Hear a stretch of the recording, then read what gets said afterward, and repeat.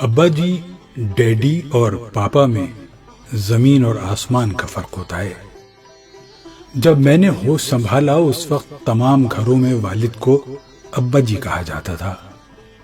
اس دور میں ابا جی صرف بچوں کے لیے ہی نہیں بلکہ بچوں کی ماں کے لیے بھی خوف کی علامت ہوا کرتے تھے۔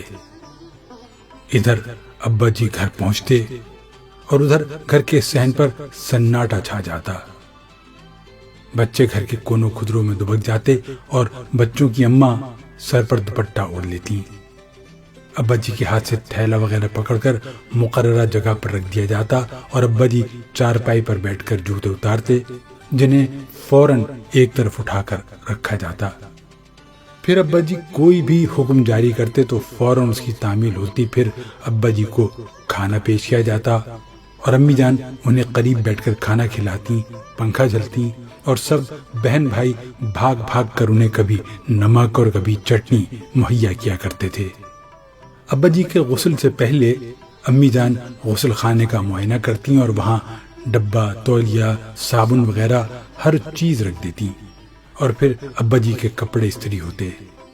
ابا جی جب دفتر جاتے تو امی ان کو دروازے تک رخصت کرنے جاتی اور ابا جی کے روانہ ہوتے ہی گھر میں چائے خاموشی کے بند ٹوٹتے اور بچوں کی شرارتیں اور امی جان کی دھمکیاں شروع ہو جاتی کہ شام کو تمہارے ابا آئیں گے تو تمہاری شکایت لگاؤں گی۔ اس دور میں ابا جی کی دہشت ہر وقت بچوں پر چھائی رہتی تھی۔ مجھے اچھی طرح یاد ہے کہ اسکول کی پروگریس رپورٹ پر ابا جی سے دستخط کروانا ایک مشکل ترین مرحلہ ہوتا تھا۔ پھر زمانہ بدلا تو بچے ابا جی کو ڈیڈی اور ماں جی کو ممی کہنے لگے۔ ڈیڈی کہلوانے والوں کا وہ روب اور دہشت نہیں ہوتی تھی جو ابا جی کہلوانے والوں کی ہوتی تھی۔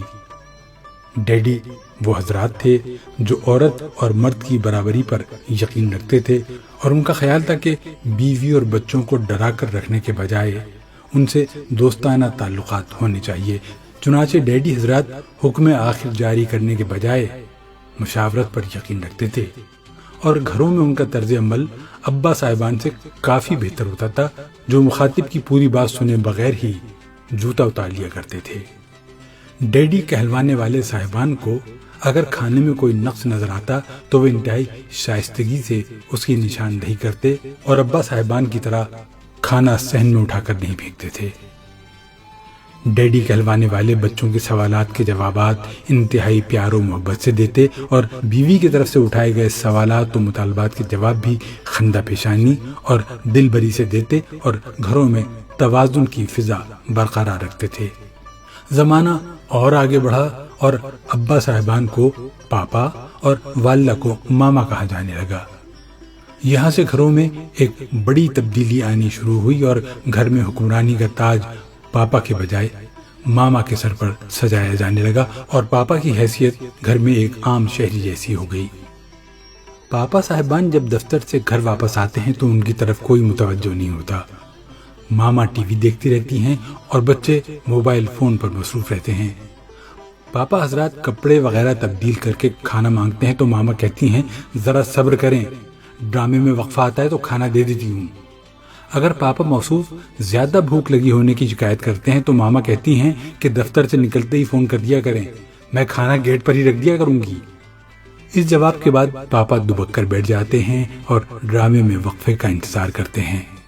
خدا خدا کر کے ڈرامے میں کمرشل بریک آتا ہے تو ماما بھاگ کر کچن میں جاتی ہیں اور کھانا لا کر شوہر کے سامنے یوں رکھتی ہیں جیسے وہ پیش نہ کیا جا رہا ہو بلکہ اسے ڈالا جا رہا ہو، اور شوہر کے ہاتھ سے ٹی وی کا ریموٹ جسے شوہر نے بیوی کی غیر موجودگی میں اٹھا لیا ہوتا ہے واپس جھپٹ لیتی ہیں اور بولتی ہیں ابھی تو بڑا بھوک بھوک کا شور مچایا ہوا تھا اور اب خبریں سننے کی پڑ گئی ہے، چپ کر کے کھانا کھاؤ۔